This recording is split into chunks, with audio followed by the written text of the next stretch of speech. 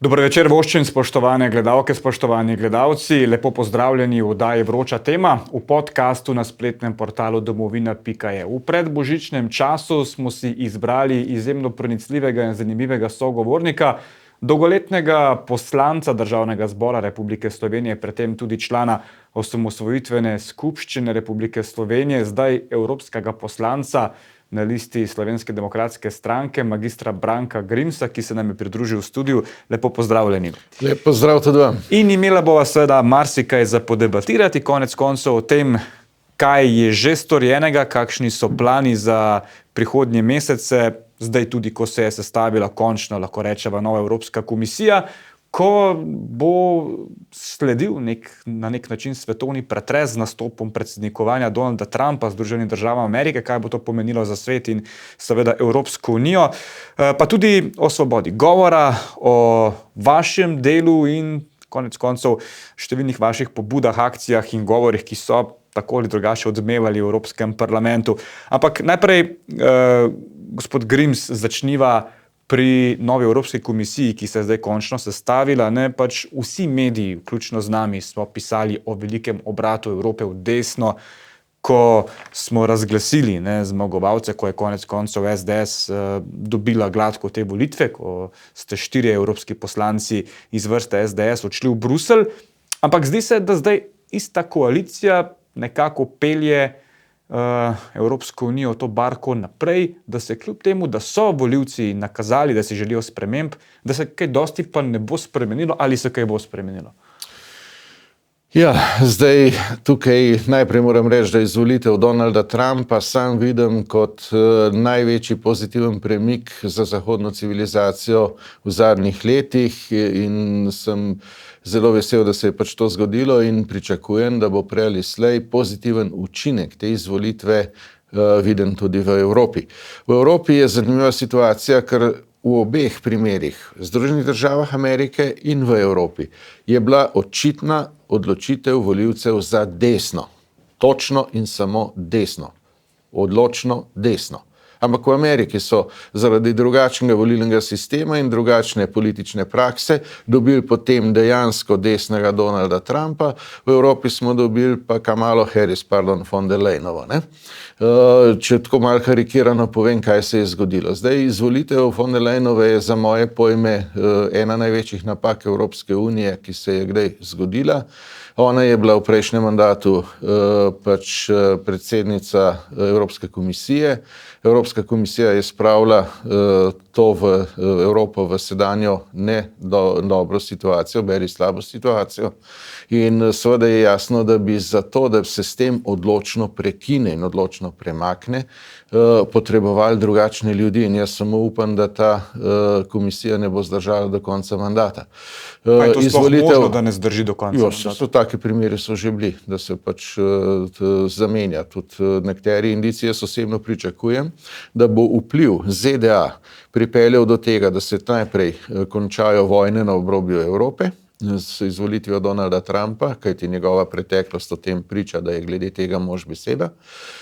Rezultat tega bo, da bo seveda izginil tisti klin, ki ga zdaj levičarji zvito zabijajo, posebej v Evropskem parlamentu, med desne stranke.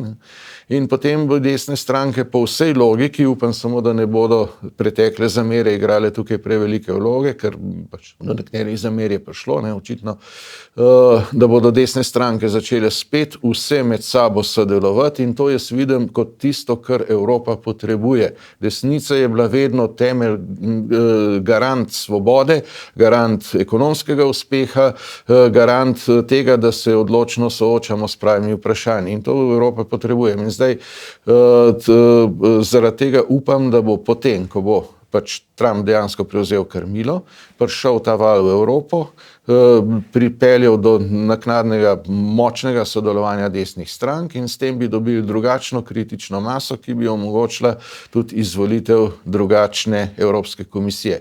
Ta sedanja von der Leyenova je bila izvoljena z glasovi vseh od skrajne levice, zelenih pa tja do EPP-ja in še nekaj iz ECR-a je zraven glasovalo. To je seveda interes Italije, to morate vedeti, Italija rabi evropski denar. In podobno je bilo zdajle tudi pri izvolitvi pač same komisije, vendar je bila tukaj že nekoliko bolj tesna situacija. Sam osebno sem bil v obeh primerih seveda proti, zdaj smo glasovali proti tudi vsi SDS, tako da tukaj je stvar jasna, ampak izvolitev komisije je bila za samo par glasov, kar pomeni, da je to izjemno šibka komisija. Mi bi pa potrebovali močno komisijo, ne, ki bi bila sposobna in odločna narediti bistvene spremembe. Imam kar nekaj vprašanj, ampak preden greva k tem tudi in provokativnim, ki se jim zaradi tega, ker to zanima gledalke in gledalce, ne moreva izogniti. Najprej, kako komentirate pozicijo, ki jo je dobila Marta Kos? Mediji so namigovali, politiko je to izpostavljal, da je med 3 najšibkejšimi kandidati, da morda ne bo šlo skozi glasovanje, na koncu je šlo. Zakaj je to glasovanje po vaše Marta Kos na koncu predstavlja kljub udbovski preteklosti, ki se ji očita, in nenazadnje, da je prorusko usmerjena, zagovarja pa zdaj, oziroma na njenem resorju zagovarja približevanje Ukrajine Evropski uniji? Sam sem glasoval proti njej, proti von der Leyenovi, proti komisiji, tako da tukaj ne more biti nobenega dvoma.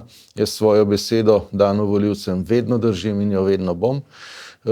Zdaj, kako je pa prišlo do te izvolitve? Poglejte, Evropski parlament je sprejel resolucijo o evropski zavesti in totalitarizmu, v katerem je izrecno obsodil vse tajne policije, vse tajne službe totalitarnih režimov, seveda s tem tudi slovenski oziroma takrat še jugoslovansko udbo oziroma njegovo naslednico, ne, in vse, ki so z njimi sodelovali. To se pravi, izrecno obsodil tudi tak primer, kako je potem lahko izvoljena. Gre za kupčkanje politično. Tako, očitno so pač igrali vlogo druge zadeve in se je to kratko in malo prezrlo. Za mene je to nesprejemljivo. Trdim, da politika mora biti vedno politika vrednot, pravih vrednot. Ja, gospod Grims, 4 ste evropski poslanci iz SDS, vsi pravite, da ste vsi 4 glasovali proti Ursuli von der Leyen. Zdaj marsikdo sprašuje, zakaj ste potem zdaj še vedno člani Evropske ljudske stranke, če se evidentno razhajate. Mislim, da ste celo vi napisali na Twitterju oziroma na X-u, da je pa čas, da razmislite o vašem nadaljnjem članstvu v tej stranki. Jaz sem že leta 2017 rekel, da bi morali iti ven iz EPP-ja in potem sem še nekajkrat javno predlagal, da bi šli ven. Zadnja taka stvar, ki sem jo prav objavil, je bila ob takrat, ko so iz EPP-ja, ko je odšel iz EPP-ja Viktor Orban, ne?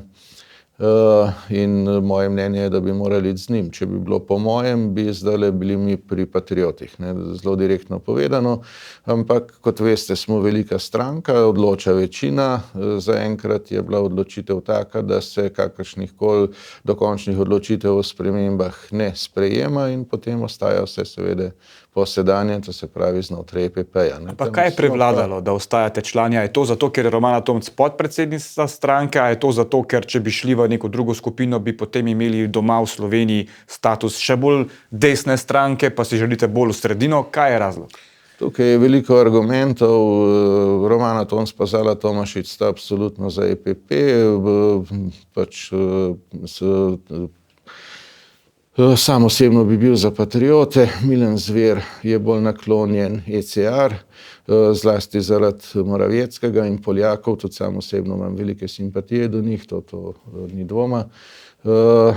Pač je pa situacija zdaj taka, ne, da na koncu je prevladalo ocena, da je boljš počakati, kaj se bo dogajalo in kakšna bo politika, da se pač vidi, ali bo Evropska komisija šla v pravo smer ali ne. Morate tudi vedeti, da Evropska komisija ni povsem samostojna, ne, in ona mora upoštevati tudi seveda stališča, ki jih sprejema Svet Evrope. Tam so pa predsedniki vlad. Ta je zdaj bolj desen, kot je bil v prejšnjem mandatu, in kar je še bolj pomembno, pred nami so nekatere zelo pomembne volitve, ki bodo v prihodnjem letu dni predvidoma, ne, se pravi najprej Nemčija, ki ima že razpisane, tam se pričakuje zelo močna zmaga desne strani, samo nažalost se spet tam ponavlja zgodovina iz Evropskega parlamenta, ne, da potem se pa vsi zaklinejo, da vsa desna ne bo sodelovala, ker bodo nekatere izločili. Ne. To seveda je politika, ki jo je začela levica, in to je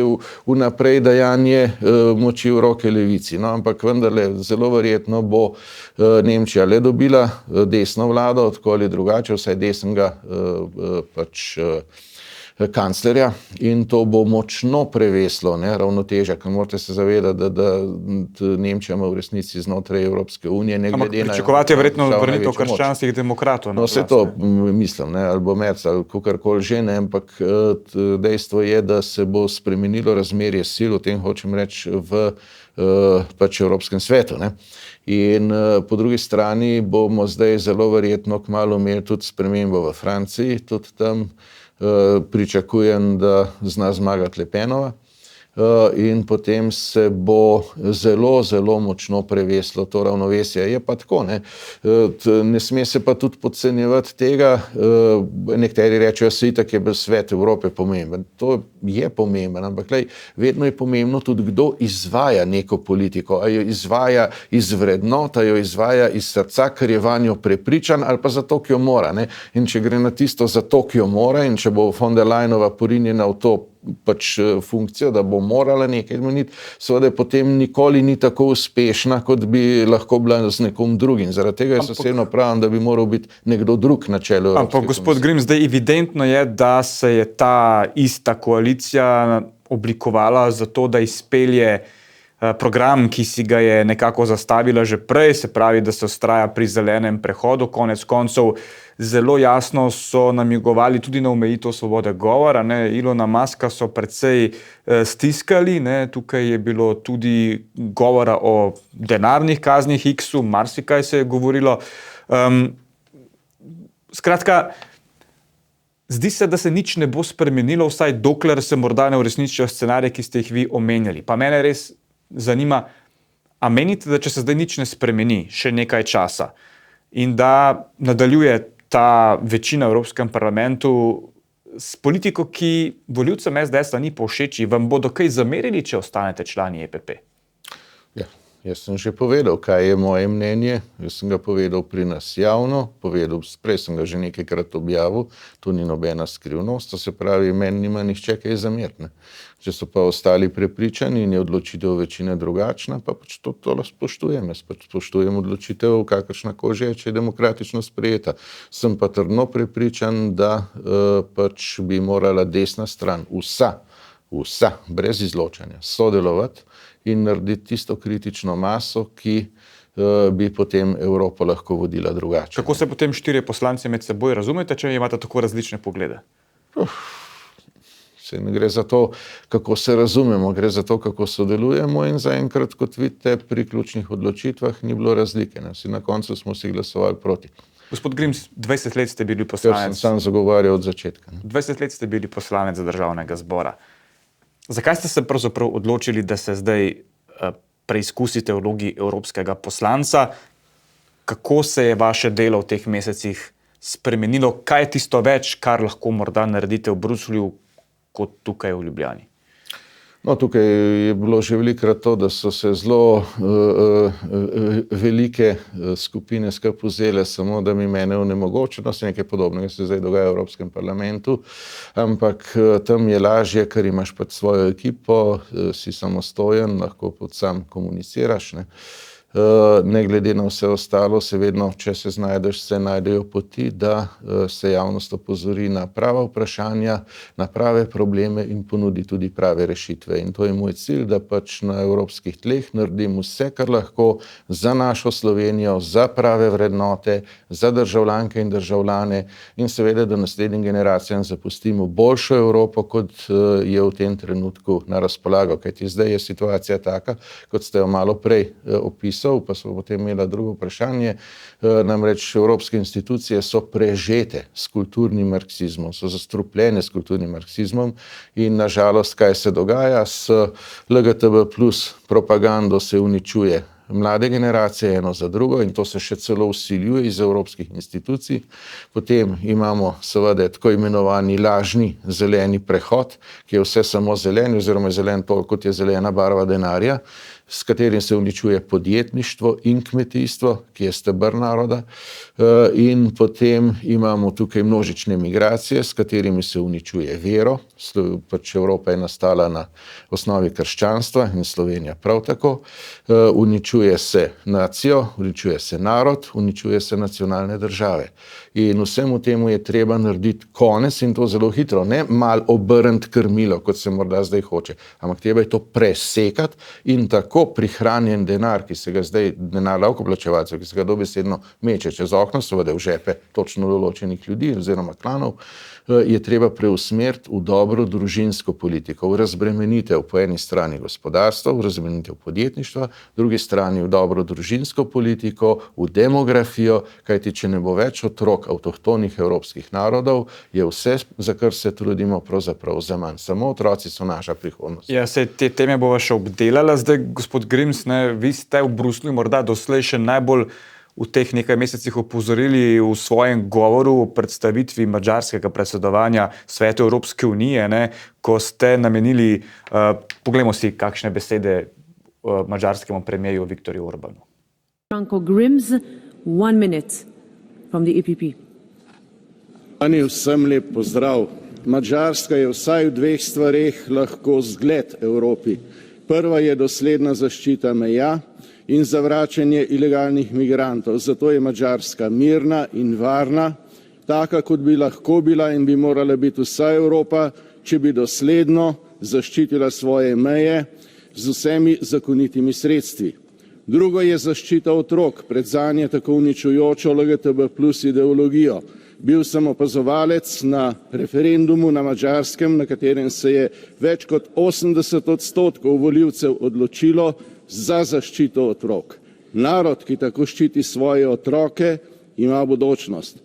Zato, spoštovani gospod Orban, vam in Republiki Madžarski želim še naprej uspešno predsedovanje Evropski uniji za krepitev in ohranjanje krščanske Evrope, edine prave Evrope, Evrope narodov. Bog. Okay, the time is up. Juan Fernando López Aguilar. Ja, gospod Grims, slišim, da ste dobili potem zahvalo Viktorja Orbana. No, največja zahvala je bil zagotovo aplavz, od katerega so se dobesedno tresla tla v Evropskem parlamentu, ker so mi tisti, ki so noter 20 let rekli, da se še nikoli in nikdar ni zgodilo. Ta aplavz je bil res izjemen, pri čemer še celo je ploskala polovica dvorane, kajti desna stran je ploskala, leva je pa malce bolj zavijala z očmi. Ampak to je pač njihov problem. Tisto, kar je bilo bistveno, je, da smo opozorili lahko v tem primeru, da sem lahko po eni strani pohvalil Madžarsko za tisto, kar je res lahko za zgled Evrope, se pravi najprej za zaščito otrok. Treba je vedeti, da sem bil tudi opazovalec na njihovem referendumu.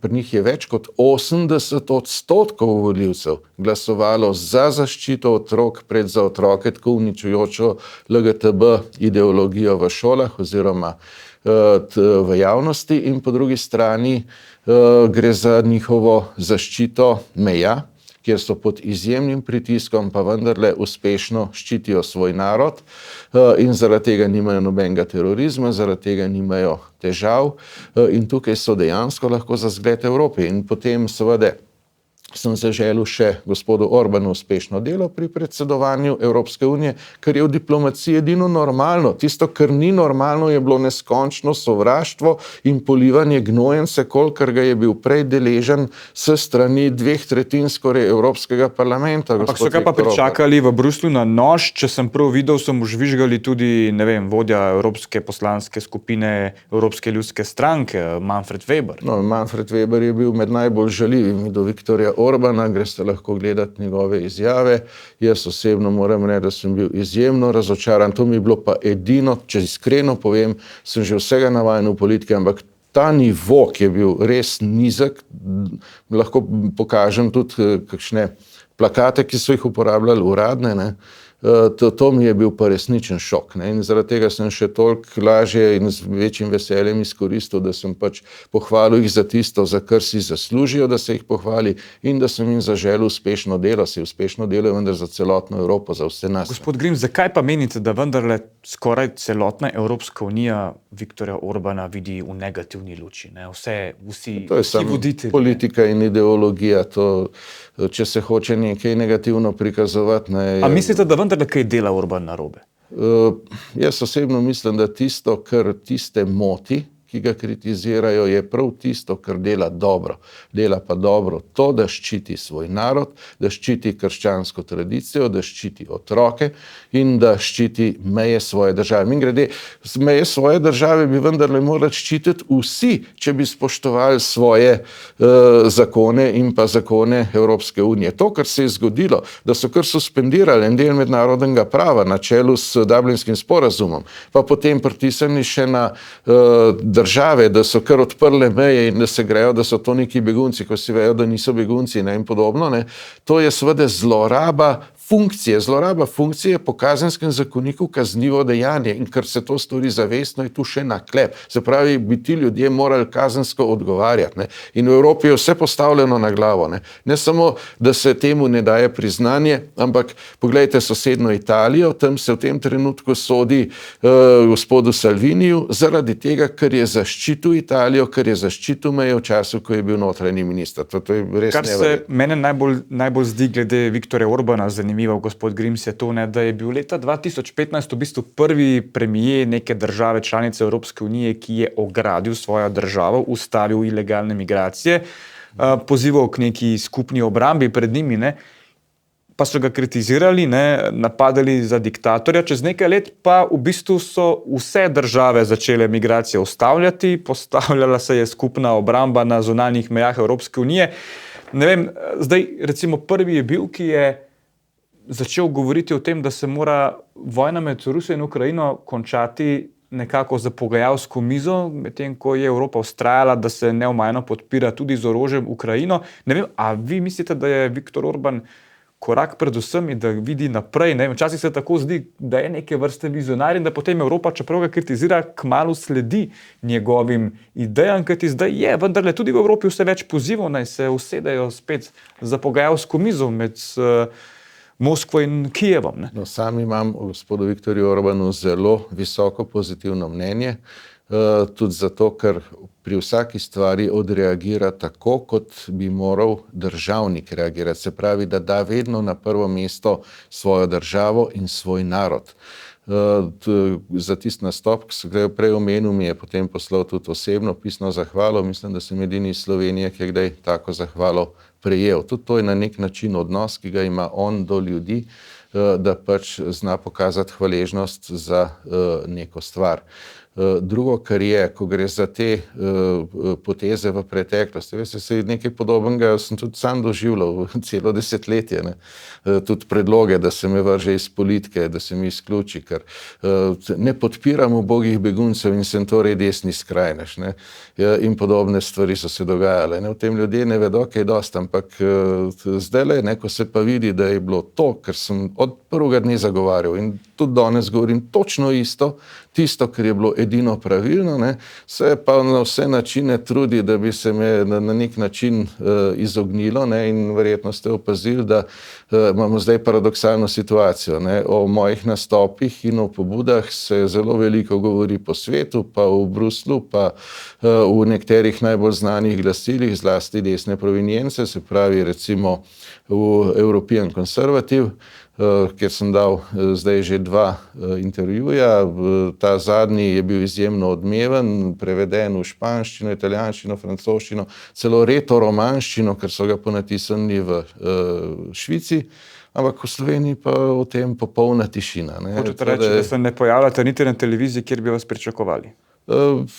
Hočem reči, da so mediji se zgleda malo zmenili, da se o tem molči, zato da se povzdiguje tiste, ki v resnici delajo malo ali pa nič. Gospod Grims, če se vrnemo vendarle k Viktorju Orbanu, so pa ankete v zadnjem času pokazale, da pa gospod Magyar prvič prevzema svojo novo stranko prednost pred Fidesom. A so Madžari vendarle nekje zdaj na koncu te vladavine Fidesz? V politiki, kolikor lahko sledim, ima Madžar kakšne zelo podobne poteze, kot jih je imel Viktor Orban, poleg tega morate vedeti, da ona dva sta bila prej oba v isti stranki. Ne.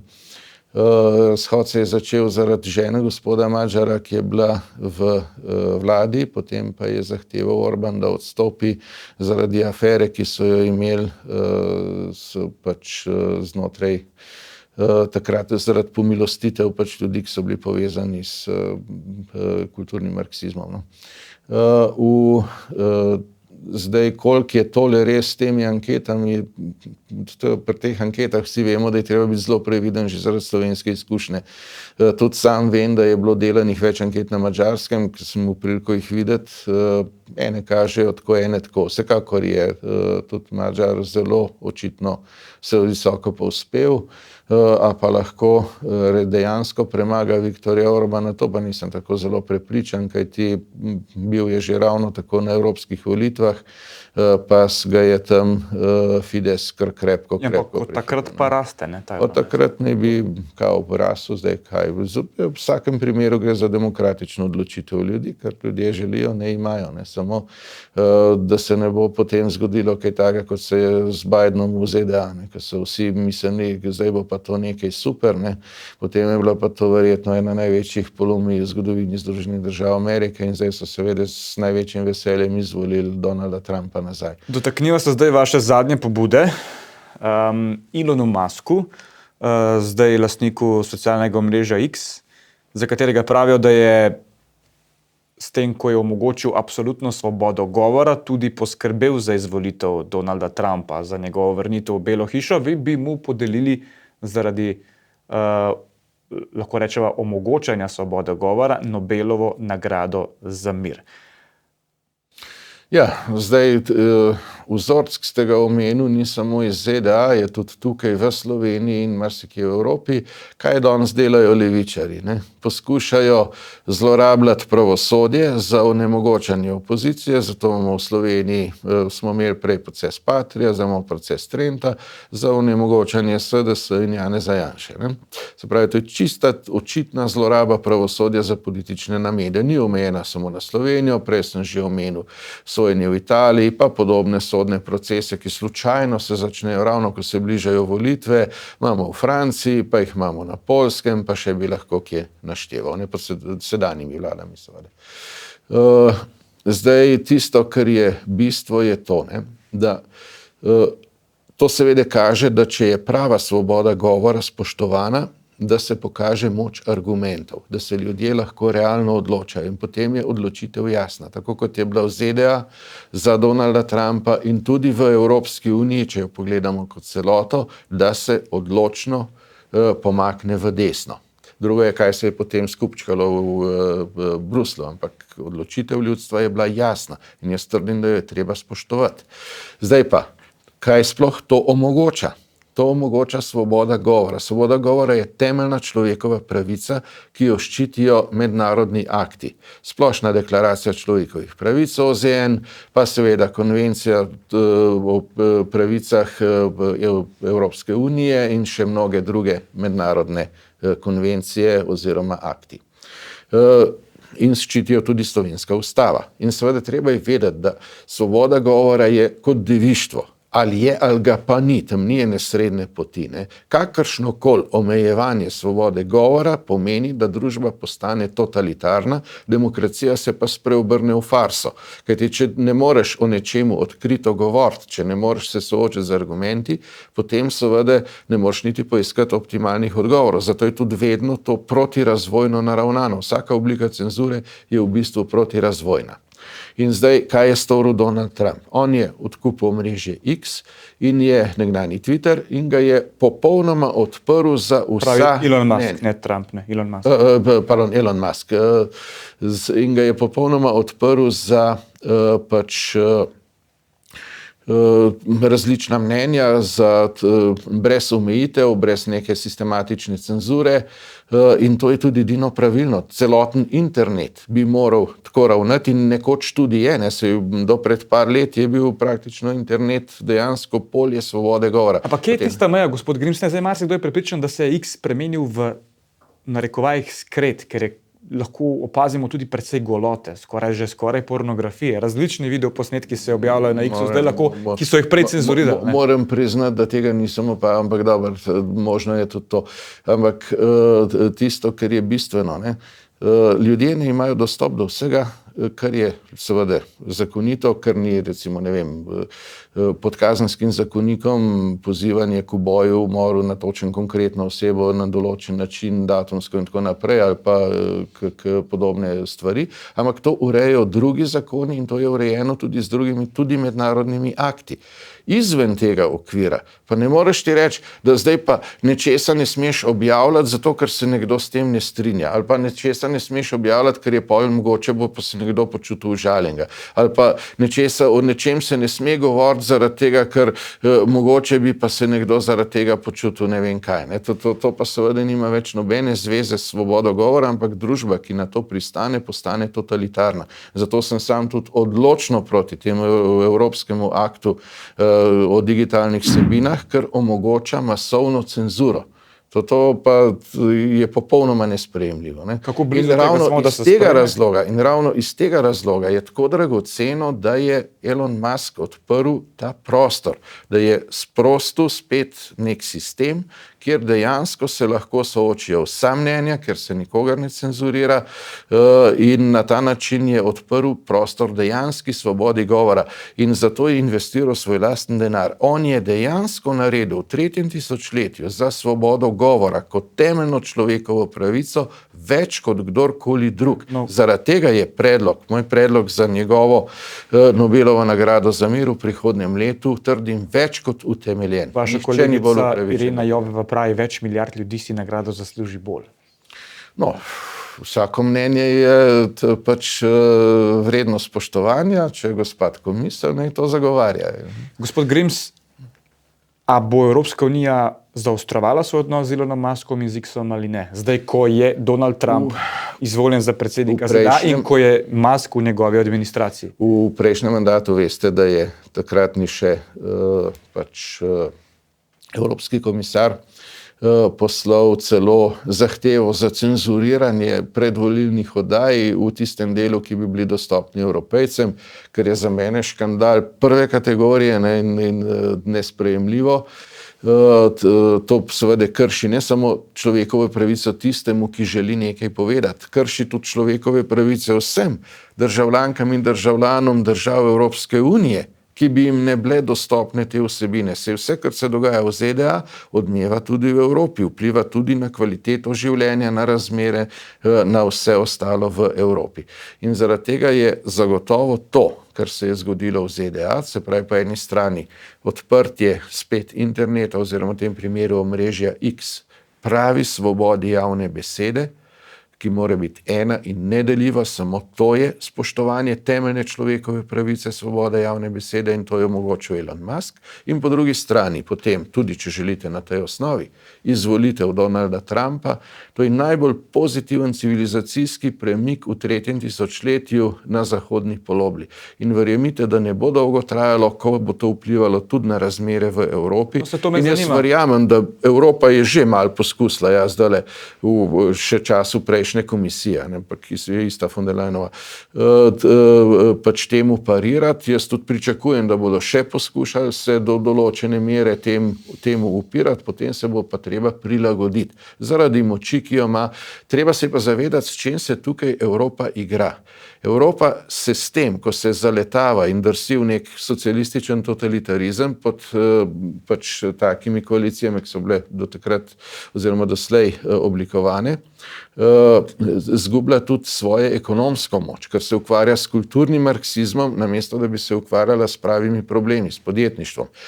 Živ primer tega, ne, predvsem gre za pretiravanje pri tako imenovanem zelenem prehodu, ne, in da bo ljudem jasno, koliko je to hudo. Od leta 2008 do leta 2022, to je uradni podatek, ki je objavljen tudi v moji knjigi Zmaga dobrega, je pa iz Eurostata, da ga nihče ne bo mogel zanikati, se je na družben bruto proizvod na enega državljana v Evropski uniji povečal za 116 evrov. V istem obdobju v ZDA za 27.800 evrov ali 240 krat bolj. In zdaj si predstavljate, da bo Donald Trump odstopil od Pariškega sporazuma, sprostil razbojni potencial ZDA, Evropa se bo pa še naprej šla te neumnosti, ki se igre, s katerimi samo polni žepe določenim skupinam. A si predstavljate, kako strahoten razmik, kako strahoten razvojni zaostanek potem čaka Evropo in kako bo Evropa šibka. Zato je s tem treba končati. Vrniva se k X-u, ne? A lahko, oziroma ali bo svoboda govora na X-u, Elonov X, vplival na naslednje parlamentarne volitve v Sloveniji? Trdno sem prepričan, da je vsako okno, ki se ga odpre, zato da ljudje vidijo lahko vsa mnenja, brez uredniških posegov, brez cenzure, brez kakršnih koli omejitev, izjemno dragocena pridobitev in brez dvoma vpliva pozitivno in tudi ta bo pozitivno vplival na Slovenijo. Gospod Grims, Politico je objavil v teh dneh seznam najvplivnejših oseb v Evropi. Na vrhu je italijanska premierka Giorgia Meloni. Prva, na katero se obrnejo voditelji drugih celin, če želijo govoriti z Evropo, utemeljuje odločitev Politico. Ja. Mogoče se lahko z njim strinjate, mogoče ne. Jaz osebno mislim, da je Melonijeva izjemno uspešna voditeljica v Italiji, jaz ji želim uspešno delo še naprej. Ampak kdo je ta hip za vas najbolj kredibilen sogovornik, obraz Evropske unije? Ne, vidimo, v Nemčiji trenutno ni legitimnega sogovornika, kajti tam je koalicija razpadla, volitve bodo, v Franciji ni kredibilnega sogovornika, ne, Macron tudi pozivajo ga k odstopu. Je zdaj Melonijeva tista, ki je tukaj neka trdna voditeljica, poleg Orbana, ki so ga omenjali, ampak seveda govorijo zdaj o teh največjih državah Evropske unije?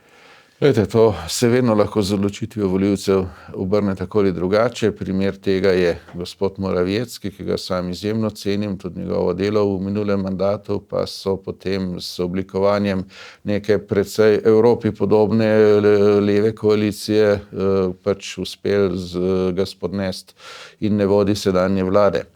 Zdaj, v tem trenutku je zagotovo Melonijeva ena od voditeljev v Evropski uniji, ki ima največjo kredibilnost, tudi največjo moč in največji mednarodni ugled. Se pravi, poleg nje bi lahko jih še našteli celo vrsto. Res pa je, da v tem trenutku je primanjkljaj tovrstnih voditeljev predvsem v institucijah Evropske unije. Kajti mi bi potrebovali v institucijah Evropske unije zdajle močne, strokovne osebnosti s pravimi vrednotami, ki bi bile sposobne sprostiti razvojni potencial Evrope, iti stran od kulturnega marksizma, stran od lažnega zelenega prehoda, stran od LGTB ideologije, stran od masovnih migracij, zaščititi meje, izvesti remigracijo. To je tisto, kar Evropa potrebuje. In zato pa seveda potrebuješ ljudi z ogromno znanja in s trdno hrbtenico in s ustreznim mednarodnim znanjem in ugledom. Zdaj, marsikdo je prepričan, da bo te negativne trende, to sva prej že omenjala, ustavila ta zmaga Donalda Trumpa, ki je napovedal neke, lahko rečejo, kar revolucionarne poteze glede na politiko zadnjega desetletja. Med drugim bo ustavil vse operacije spremembe spola, ne, obetajo se kazni zdravnikom, ki so spodbujali mladoletne k takšnim odločitvam, nekaj, kar se je poskušalo unesti tudi v Evropo, ne, že zelo nevarno se je o tem razglabljalo tudi v državah članicah Evropske unije. No, zdaj me zanima, če lahko še enkrat podebatirava o Trumpovem vplivu. Marsikdo v Evropi ga je pričakal na nož na teh volitvah, ne, celo vaš nekdanji kolega Že Logar, ki ima svojo stranko, je rekel, Kamala Harris je prava izbira. Robert Golob ni imel časa za Donalda Trumpa, ko je bil v Beli hiši, ampak zdaj je zelo hitro našel čas za njega. Ne? Zdaj, ko je prišel na otvoritev Notre-Dameske katedrale skupaj s Elonom Muskom, so evropski voditelji pravzaprav so vsi nekako poklonili Trumpu. So sprejeli zdaj to, Američani so povedali svoje in zdaj ga je treba sprejeti. Kako se bo politika zdaj spremenila do Donalda Trumpa v Evropski uniji, po vašem? Ja, najprej tisto, kar so nekateri počeli, vključno s gospodom Robertom Golobom, bi že šlo na rovaš, recimo, temu politične inteligence, ne samo dobrega okusa, ampak še kaj več od tega. Ampak to pusto ob strani. Tisto, kar prinaša Donald Trump, so 3 temeljne točke, ki jih sam z veseljem podpišem. Kaj je on napovedal? Najprej remigracijo, se pravi pošiljanje vseh ilegalnih migrantov, ki zlorabljajo pravni red nazaj, če bo treba tudi z vojsko, zaščito meja seveda ob tem, ampak bistvena je remigracija. Potem drugo, absolutno prepoved ideologije LGTB+ dostopne otrokom, se pravi zaščito otrok v šolah in na vseh drugih področjih. Prepoved vsakih medicinskih posegov, to, kar se je zdaj delalo, spremembe spola ali pa hormonske blokerje, ki naredijo otroka sterilnega celo življenje, ga uničijo, naredijo invalida. To je za mene mengelejevstvo, to je zločin, to bi morali kaznovati, pa še kako kaznovati. Mislite, da bodo kaznovali to kdaj? Jaz sem prepričan, da bo in sam delam vse za to, da do tega pride. Sam sem tudi, ko sem bil še v slovenskem parlamentu, 2-krat predlagal ustrezno zakonodajo za zaščito otrok. Tudi sam sem osebno napisal ti zakon. In enako ravnam seveda tudi, ko gre za Evropo. In seveda tretje je iti stran od lažil zelenega prehoda. Ne. Nobena od teh stvari, s katerim zastrašujejo ljudi, ni res. Jaz sem geolog, o tem lahko pač govorim zdaj še nadaljno uro, ampak verjetno nimava časa. Ampak vse, kar je v zvezi s tem globalnim segrevanjem, ki ga ne bi ga povzročil človek, to je sama laž. Čista laž. Ne. Tukaj gre za to, da vreme se spreminja, ampak spreminja se zaradi sonca, narave in sonca, pa ti ne moreš rečete, vi ne zanikate podnebnih sprememb, kar vam očitajo, vi samo zanikate, da človek povzroča. Seveda, povzroča jih sonce, ne, in sonce ima svoje cikle. Kaj pa toplogredni plini? In to ne moreš vplivati s zvišanjem davkov. Kdor verjame, da z zvišanjem davkov lahko vplivaš na ne vem, sonce ali pa na kaj podobnega, ti so tamle gor v eno institucijo, ki ima v Sloveniji na Gorenjskem v Begunjah. Zdaj, seveda, za naivne ljudi, ki se jih zastrašuje sistematično, ne vem, stalno kažejo tam neke rdeče zaslone, kako ne se gre, pa kakšni ekstremni dogodki so, ampak ljudem se ne pove vse resnice. Poglejte, kot geolog, recimo, lahko hitro primerjavo, ki bo vsakmu razumljiva. Imeli smo poplave, zdaj v Španiji, lani v Sloveniji.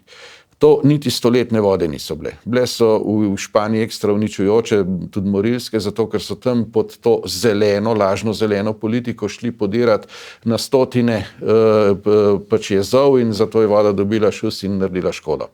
No, ampak to niti stoletne vode niso bile. Stoletne vode v geologiji imenujemo tiste, ki jih povprečju doseže nekje v 100 letih vsakokrat, neka voda, najvišje. Imamo pa tudi tisočletne, ki so še 10-krat večje po volumnu. Ampak pazite, te niso bile, niti stoletne. Kaj so pol šele tisočletne? Zdaj pa predstavljate, da tisočletne vode v milijonu let so bile že vsaj 1000-krat. Ampak toliko padavin ni padlo več kot 50 let v Španiji. Da to sploh ni noben izjemen dogodek. Pa gospod Grims, rekli so, da ni padlo v Španiji, mislim, da več kot 50 let toliko padavin. Ja, če mi dovolite, da dokončam stavek, bo jasno, kaj hočem povedati. Ravno to je bistvo. V geologiji so drugačne časovna obdobja, kot je v zavesti ljudi. Ljudje smo tako ošabni, pa vase zagledani, da mislimo, da vse, kar se je pomembnega zgodilo, se je pa v času našega življenja. Kaj pa je 50 let? Zemlja je stara 4 milijarde pa pol let, za njo je tamle 75 ali pa 60 milijonov let, toliko je za nas eno leto človeškega življenja. In toliko moraš vzeti, če hočeš vzeti povprečje. No? In recimo to je zanimivo ravno približiti približno tak čas, kot je od tistega padca kometa, ki je pobil dinozaure, do danes. Pa vi veste, da je velikansko večino tega časa bilo na Zemlji, v povprečju govorim, bistveno bolj toplo, kot je danes. Imeli smo je ocenski maksimum, ki je bilo 12 stopinj po celi Zemlji, bolj vroče, kot je danes. Se to sploh lahko predstavljate? Pa je bilo to vse v mejah narave, to je bil naraven proces, brez človeka. Skratka, če lahko to debato razumem, vi pravite, da smo ljudje prisotni na Zemlji za relativno starost tega planeta bistveno premalo časa, da bi lahko tako odločilno vplivali nanj. Ne, sploh nimamo te moči, da bi lahko tako vplivali nanj. Ne. Tudi recimo CO2, ki se nanj ga tako sklicuje. Vi veste, da je praktično ves čas bila bistveno večja koncentracija CO2 v zraku kot ga je. In temu so se prilagodile tudi rastline, ne, ki se tako govori, kako je treba to zmanjšati. Zato se pa upihava v CO2 v rastlinjake, zaradi tega, ker potem rastline bolj rasejo in bolj rodijo. Ne. In še nekaj hujšega je, to pa vsi tisti, ki strašijo s vremenskimi spremembami, zamolčijo. Danes je nivo CO2, ki je mimogrede izjemno nizek, to je 0,04%, ne, v zraku tako nizek, da če bi ga še malo znižali, bi rastline ne mogle več izvajati fotosinteze in bi rastline odmrle. In z rastlinami bi pomrli tudi mi, ker so rastline tiste, ki s fotosintezo dajo energijo za vsa živa bitja na Zemlji. Ne? Ampak tega pa vsi strašilci s podnebnimi spremembami seveda ne povejo. Ne? V podcastu o tem lahko debatirava, kajti verjamem, da je ta debata zanimiva, ampak vas pa zelo hitro odpravijo, da ste pač zanikovalec podnebnih sprememb in to misli tudi kdo v vaši stranki. Tisti, ki se boji soočenja argumentov, seveda bo poskušal omejiti debato. To je levičarska politika. Nobena stranka ni imuna, ne? Ampak to je levičarska politika. Ker nimaš argumentov, potem enostavno se o tem ne debatira. Ne? Ali pa se uporabi floskule. O tem je znanost soglasna. Znanost ne more biti soglasna. Bistvo znanosti je stalno preverjanje nekih stvari. Ne? In če nekaj reče, da se ne sme preverjati, to samo to pomeni, da je to ideologija. Ideologija je pa nasprotje znanosti. Ne? Treba stvari razumeti, poznati, kaj je znanost in seveda imeti toliko znanja, da se lahko temu parira. In argumenti so tukaj popolnoma jasni. To, kar sem povedal, je objavljeno vse v moji knjigi. Kdor še v knjigo dvomi, naj gre v knjižnico, pa naj vzame kakšne znanstvena dela iz področja geologije, pa naj se sam prepriča. Pa mislim, da bo zelo hitro mu jasno. Kot ste sami rekli, ljudje ocenjujemo na podlagi naših izkušenj, našega življenja na planetu in ne vem, pač laiki vidimo, da ko smo bili otroci, je bilo snega več, kot ga je danes, poplav in ekstremnih vremenskih razmer je bilo manj kot danes. Nekaj, kar vsi zamolčijo. Mi smo imeli tako imenovano malo ledeno dobo od 1550 do 1870 in od takrat se je nekoliko začelo ogrevati po svetu. Ne? V času male ledene dobe so bile temperature v povprečju, spet govorimo, 2 do 3 stopinje nižje, kot so bile v daljšem obdobju pred tem. In zdaj se v bistvu šele Zemlja ogreva na tisto povprečje, ki ga je imela pred tem. Treba se pa zavedati, da mi živimo v tem hipu v medledeni dobi, v eni od medledenih dob. In da so vse sedanje medledene dobe... Ampak ta je malo daljša, ne? To obdobje je malo daljše kot ostalo. Dosedanje medledene dobe so bile bolj tople, kot je ta sedanja. Pa ni bilo nič nobenega globalnega segrevanja, pa CO2, pa človeka, pa ne vem kakšnih neumnosti še zraven. Ne?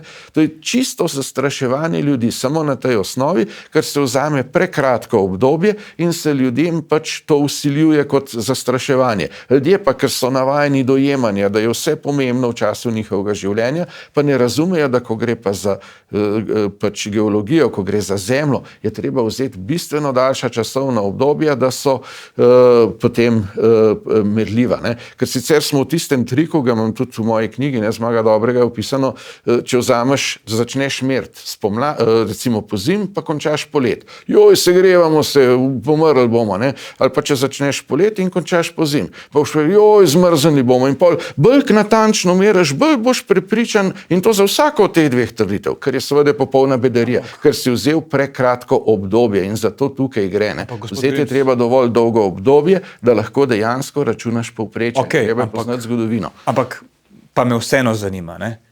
Zakaj potem v zgodovini meritev je bilo, ne vem, 5 od zadnjih 10 poletij najbolj vročih v zgodovini meritev? Vse niso bila. Ali vi veste, da je, recimo zadnjič je bila objavljena realna lestvica iz ZDA, ne? Pa so bile rekordne temperature lepo razporejene skozi celo stoletje. To se samo napihuje se določene podatke in kar je še huj, nekatere podatke se celo ponareja, ne. Se jih uteži ali pa korigira ali pa ne vem koga, čeprav so izjemno, zares natančni podatki, recimo o teh temperaturah, so iz časa ali pa recimo po metodologiji, ne, iz vrtin leda, ki jih naredijo, ne. In tudi v knjigi imam objavljen, recimo se lahko vsak sam prepriča, ali pa gre lahko na internet pa se prepriča, samo treba je pač verodostojne podatke poiskati, ne. Ko so delali meritve s globinskim vrtanjem na Antarktiki ali pa Rusi recimo na Vostok, na svoji postaji in na koncu so vsi pokazali isto, to, kar vam govorim, ne. Treba je vedeti, da zadnjih pač čas tako imenovane zemeljskega novega veka, kenozoika, od tistega padca dinozavrov, še enkrat povem, do zdaj je bilo praktično ves čas bistveno bolj vroče na Zemlji, kot je zdaj. Praktično bistveno bolj. Tudi še celo v enem primeru, še enkrat povem, je ocenski optimum, pa je ocenski maksimum. Tam je bilo 8 oziroma celo 12 stopinj povprečna temperatura na Zemlji višja, kot je danes. Pa ni bilo nobenega človeka, pa nobenih fosilnih goriv, pa nobenega CO2, ampak to so pač aktivnosti Sonca, pa še pač malo more sovpadati, ker morate vedeti, Zemeljca se ne vrti takole okoli Sonca, ampak naredi malo en vzorček in zato se ta upadni kot spreminja in zaradi tega tudi to vpliva na vreme. To, koliko pa človek vpliva na vreme, je pa minimalno. To je zanemarljivo v primerjavi z močjo Sonca. In če pogledamo stvari za nazaj, za dovolj dolgo obdobje, šele vidimo, kje v resnici smo. In v resnici vse ta zelena politika samo uničuje kmetijstvo in uničuje podjetništvo in uničuje vašo blaginjo. Gre za to, ne, da če se vas stalno straši, zgoreli boste, veš, če bo en rekel, jaz bom vzel vse iz žepa, kar imate, bo rekel, o to pa ne. Če pa, veste, moram reševati sveta, ne, zato vas bomo obdavčali, da ne bo, boste rekli, evo, ven še denarnico dan, sam rešite na svet. In to je ta trik, ki se ga zdaj uporablja. Zaradi tega nismo prav nič naredili za naravo, recimo, kaj se je elektrifikacija avtomobilov. To uničuje v resnici naravo, ne. Pa še energetsko je bolj potratno kot navaden avto. Ampak po drugi strani pa s tem nekateri bajno dobro služijo. In najbrž v Sloveniji, ko imamo vlado, ki je poosebljen energetski lobij, je jasno, za kaj gre, ne. In zaradi tega se samo jemlje s tem izgovorom, zastraševanjem iz vašega žepa denar in se ga daje točno tem lobijem. In to je vse, kar je. In zato je treba s to tako imenovano lažno, še enkrat povem, zeleno politiko presekati. Ampak gospod Grims, dokler bodo... Mi to rabimo, Slovenija to rabi, Evropa to rabi. Ampak dokler bodo, saj tako nam je prodano, ne? Vi pravite drugače, ampak svetovni znanstveniki pa se nekako obče splošno strinjajo, da... Svetovni znanstveniki niti slučajno niso enotni, tudi o tem pišem v knjigi. So primeri, recimo zdajle je bil zadnji primer človeka, ki je prejel Nobelovo nagrado in to nedavno, leta 2022.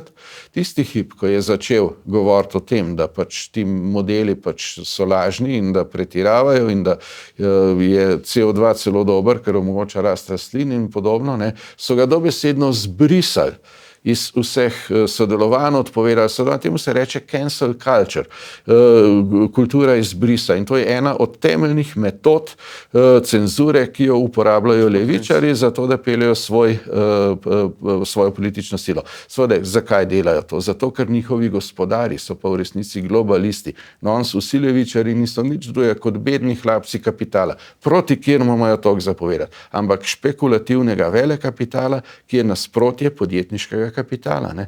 In oni delajo za za monopol, za totalitarizem, desna stran mora iti pa proti. Torej pravite, da za svobodo, za prave vrednote, za podjetje. Skratka, če prav razumem, če potegnem črto, vi pravite, da se pač sliši samo ene znanstvenike, drugih pa ne v medijih. Ne, druge se umetno uničuje, zato da se jih ne bi slišalo, ne. In recimo, veste, da je več kot 1000 najbolj uglednih znanstvenikov, med njimi Nobelovci, nosilci večkratnih doktoratov znanosti, zaslužni profesori, podpisalo posebno izjavo, listino, s katero izjavljajo, da ne obstaja nikakršna, ampak nikakršna pač podnebna skrajnost, da sploh, da je vse to pač utemeljeno na laži. Da so to podpisali in kje ste si to lahko pogledali? To imate na internetu, sam pogooglejte.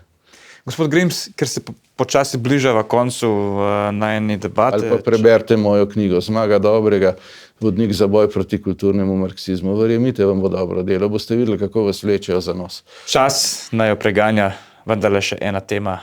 čisto kratko vprašanje. Še nedavno se je govorilo o uspehu z migrantskim paktom, ne? Zdaj posamezne članice, tudi v jedrni Evropi, obračajo svojo usmeritev. Pričakujete tukaj kakšno prelomno odločitev v kratkem?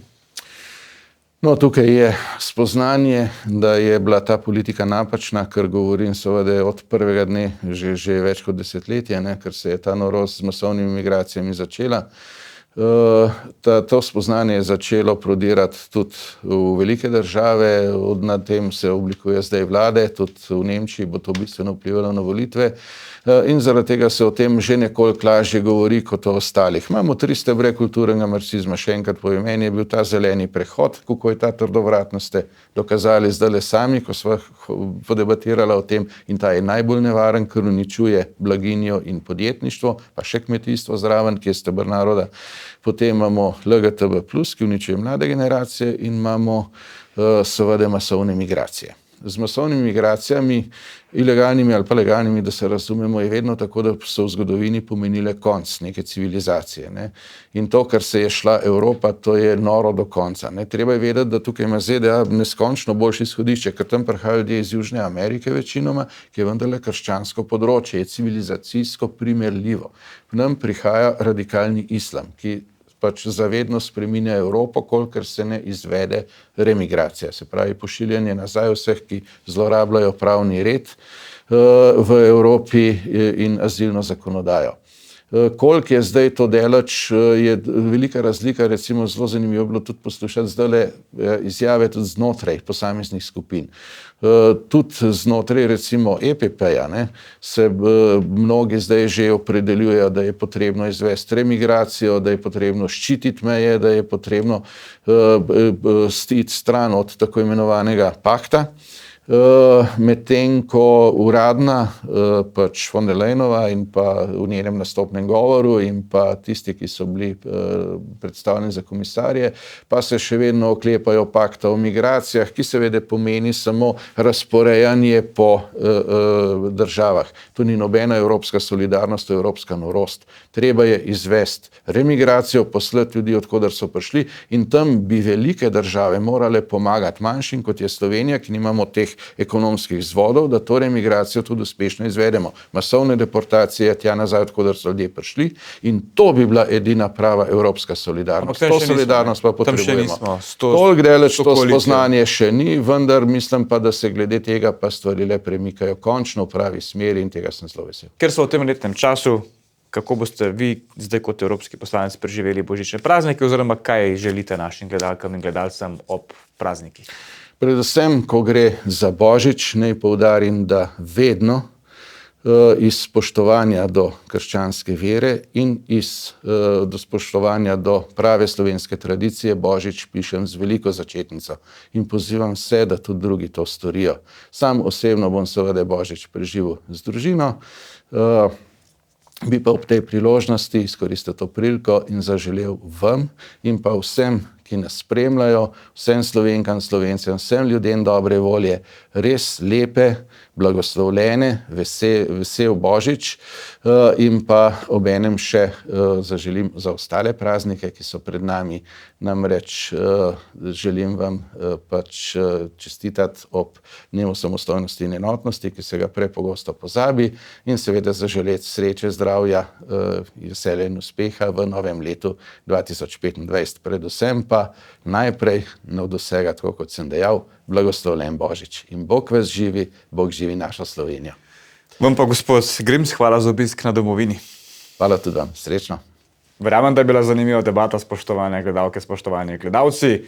Na Domovini v podcastu odpiramo prostor, da podebatiramo brez filtra o vseh zadevah. Hvala, ker ste bili v naši družbi. Se vidimo prihodnji teden.